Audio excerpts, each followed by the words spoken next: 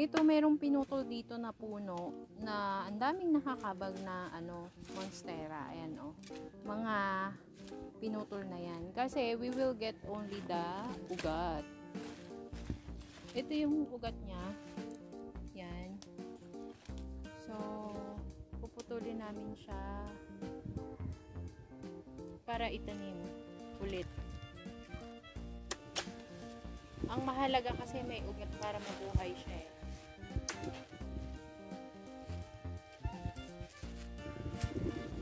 Ito. Yan yung mga bagong puto. Yan.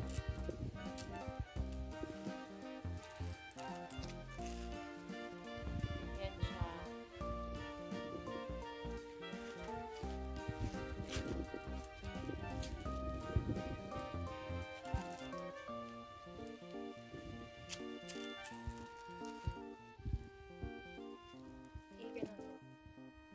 Talikod. Yan siya. Agis mo.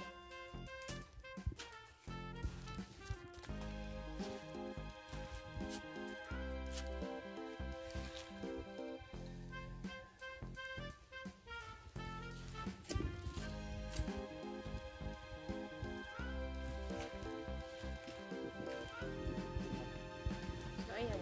Yung pinakataas.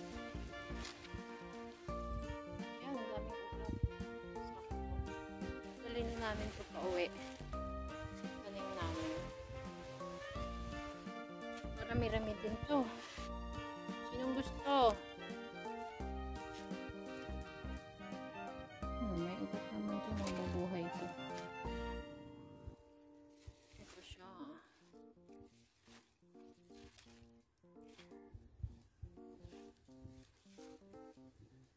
Yan siya. Ganda naman siya. So, tingnan natin tong sagingan area namin. Ano nangyari after bagyo? Natumba ang puno ng saging. Kaya lang, ang liliit pa ng saging. Sayang naman. Nipis-nipis pa niya. Maliliit pa. Hindi pa yung mapakinabangan. Natumba na. Ito, nabuwal talaga mula sa ilalim. Tapos yung mga punong ganyan, di ba natumba siya ng bagyo? Dapat ang ginagawa dyan, pinuputol na talaga ng tuluyan para at least magkaroon ng chance ng may bagong tumubo ulit na saging. Ito, mga saging din, nabuwal din ng bagyo. So, nung natumba ang saging, natumbahan niya itong puno ng mahogany. Kaya yan siya. Nakabend. Ayan siya mga tumba ng puno ng saging. So, kailangan maputol siya or mataga siya ng itak sa gitnang bahagi. Just like this one. Ito, yan. Yan.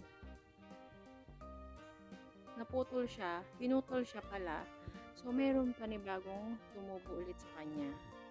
So, kailangan ito na naputol ng bagyo ay putulin din sa gitnang banda para may bago ulit tumubo katulad nito. Try nga natin na itayo itong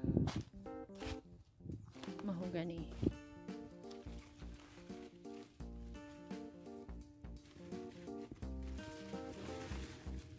Sayang naman, diba? Kawawa naman na bend na.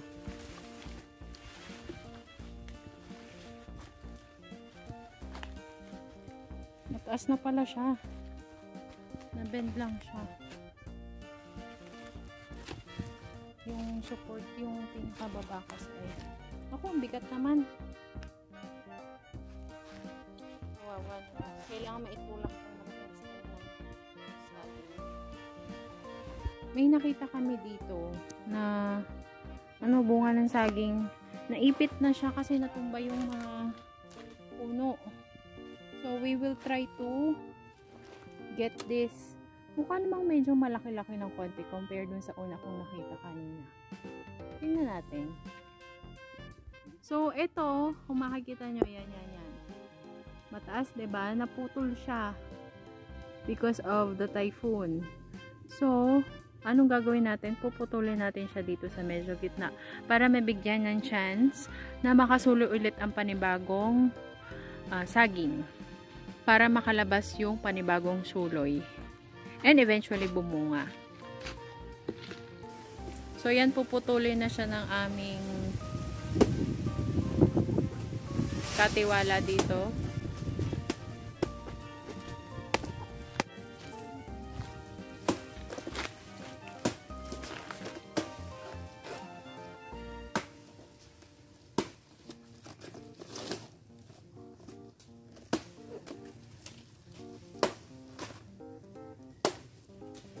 Ayan na, matutumba na.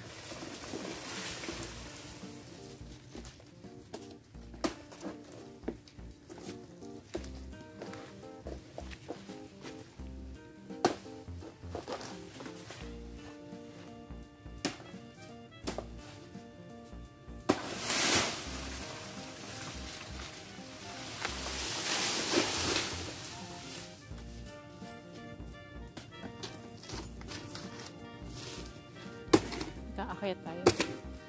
Akyat ako, tingnan natin yung pinagputulan. Dandahan, madulas. So, ayan na, ang pinagputulan. Sumakay ako dito sa maraming tumbang saging. So, ayan ang itsura ng bagong putol na saging. Puno ng saging. So, as you can see from there, ayan. Pinutol siya, 'di ba? So, may panibagong suloy sa kanya. So, eventually, magbubunga siya. So, ganun din ang purpose, bakit natin pinutol ito. Okay? So, itong nabuwal ng bagyo, as you can see, 'di ba? Buong ugat, yung ibang ugat niya ay natanggal from the lupa. Pero yung iba naman, naka-stay pa rin. May ugat pa rin na nasa lupa. So, napansin ko dito, ayan o. Ayan. May mga nag-i-sprout na bagong suloy. So, possible na magtuloy-tuloy siya kasi yung iba namang ugat nakabaon pa rin sa lupa. So, ito, as you can see, marami ditong tumba. So, ang gagawin natin ay puputulin natin siya para magbigay ng way, kasi possible pa rin itong tumubo mag-sprout, para magbigay ng way para tumubo ulit, mag-sprout siya into another banana tree. Okay na yan.